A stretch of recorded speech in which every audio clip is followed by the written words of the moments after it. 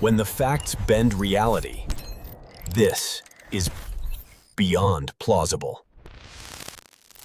Fingerprints on eyes present a unique forensic challenge due to the delicate nature of the surface. This evidence suggests direct, forceful contact, as opposed to transfer from clothing or other objects. The act required to leave such prints is highly specific and intimate, indicating a close proximity assault. Forensic experts analyzed the ridge patterns to determine pressure, angle, and potential movement during contact. Such evidence is exceptionally rare, as natural oils and moisture on skin typically degrade prints on biological surfaces. Its preservation often depends on environmental factors like low humidity and the absence of rapid decomposition. This case underscores how extreme violence can leave behind evidence in the most unexpected places. It pushes the boundaries of what investigators consider possible in physical evidence recovery. This case exemplifies forensic reconstruction, where evidence analysis reveals hidden aspects of a crime's commission. It occurred in a developed nation during the late 20th century, operating under established forensic protocols. The investigation quickly moved beyond a standard homicide into a complex puzzle requiring multiple expert disciplines.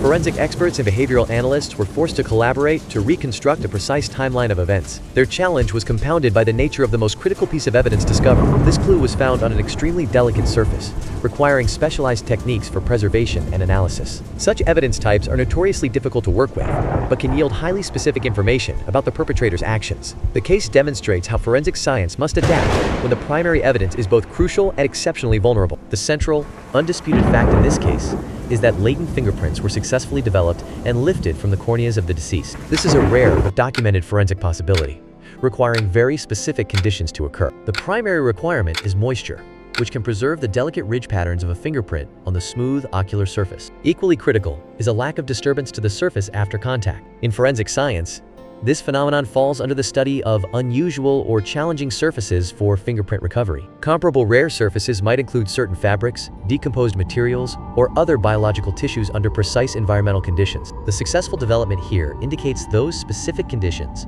moisture and an undisturbed state, were met at the critical time. This physical evidence, while uncommon, provides a tangible, scientific starting point for the investigation. This forensic detail establishes a crucial timeline and method of transfer. The evidence indicates the material was deposited directly onto the eye's surface, not transferred from surrounding skin or hair. Such specificity helps investigators reconstruct the final moments before death with greater precision. In forensic pathology, this level of contact often points to an intentional act or a very specific type of accident. It contrasts with secondary transfer, where evidence is moved from one surface to another indirectly. This finding significantly narrows the window of opportunity for when the contact could have occurred. The biological mechanisms at play here involve the eye's sensitive tissues and their immediate reaction to foreign substances. Establishing this direct link is a fundamental step in building a factual sequence of events for investigators. The action was deliberate and precise, suggesting careful planning rather than impulsive violence. This precision often appears in cases where perpetrators have specific knowledge or experience with forensic procedures. Forensic analysis provided a sequence of events that contradicted initial assumptions about the crime. Experts concluded the prints were likely made after death, which fundamentally changed the investigation's direction. Post-mortem prints indicate someone was present after the victim died,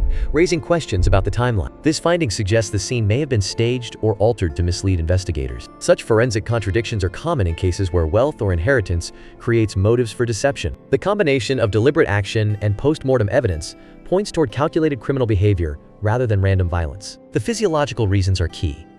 A living person's eye would reflexively blink, tear up, and retract, distorting or washing away a print. This involuntary response is a basic biological defense mechanism to protect the sensitive cornea from foreign objects. In forensic analysis, these natural reactions make obtaining a clear fingerprint from a living eye's surface extremely difficult and unreliable. A post-mortem print, by contrast, suggests a specific, deliberate act on the part of the perpetrator. The absence of life allows for a precise, undisturbed impression, which would not occur naturally after death. This distinction shifts the interpretation from an accidental transfer to a targeted action, altering the investigative focus. Behavioral analysts focused on the motive behind the act, examining why it occurred. The act was interpreted as potentially symbolic, possibly representing a final gesture of control. One interpretation suggests it was an attempt to close the victim's eyes, a common ritualistic behavior. Alternatively, it could represent a final act of domination over the victim. Another possibility is that it was a bizarre form of checking for signs of life. The intimate and invasive nature of the gesture suggests a particular psychological state in the offender. Such gestures often indicate a complex relationship dynamic between offender and victim. In the 4 o'clock to 6:30 time frame,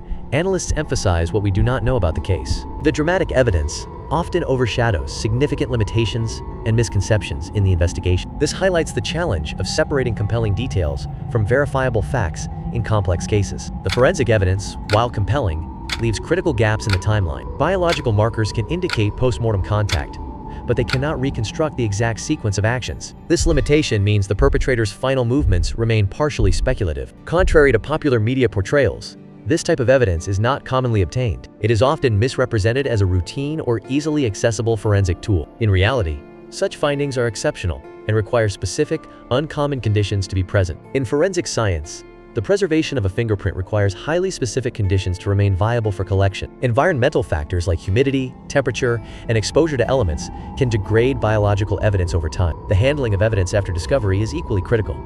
Contamination or improper storage can render it useless. Even when a unique piece of evidence is found, it rarely serves as a definitive solution in complex investigations. This reflects a common pattern in real cases, where evidence must be corroborated with multiple sources to build a reliable narrative. Unlike fictional portrayals, a single, smoking gun is insufficient without supporting context and thorough analysis. The evidence's value lies in its ability to connect a suspect to a specific, intimate action that few others would have reason to perform. This type of corroboration is often more powerful than direct evidence because it reveals patterns of behavior unique to an individual. The case demonstrates two clear practical insights for investigators and the legal system. First, for forensic science, it underscores that crucial evidence can exist in the most unexpected places. This principle has been validated in numerous investigations where overlooked details became case-breaking evidence. The lesson reinforces the need for meticulous examination of all potential evidence, no matter how insignificant it may initially appear. This case fundamentally changed how investigators approach crime scenes,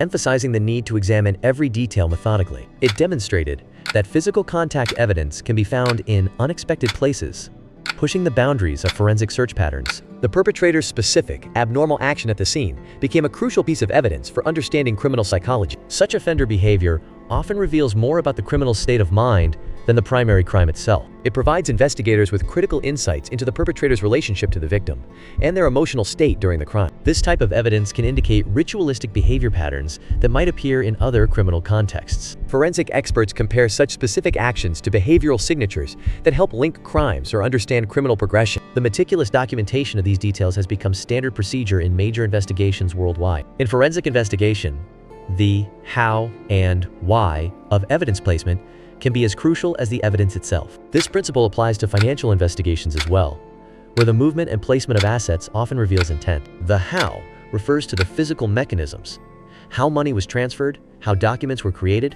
or how assets were hidden. The why examines motivation, whether transfers were routine business or deliberate attempts to conceal wealth. Patterns in evidence placement can distinguish between legitimate financial activity and fraudulent schemes. This forensic approach has been crucial in cases involving sudden wealth disappearance or unexplained asset movements. The context of evidence placement often reveals more about a financial situation than the raw numbers alone. Understanding both mechanism and motivation provides investigators with a complete picture of financial events. Curious? Subscribe and step through the next anomaly.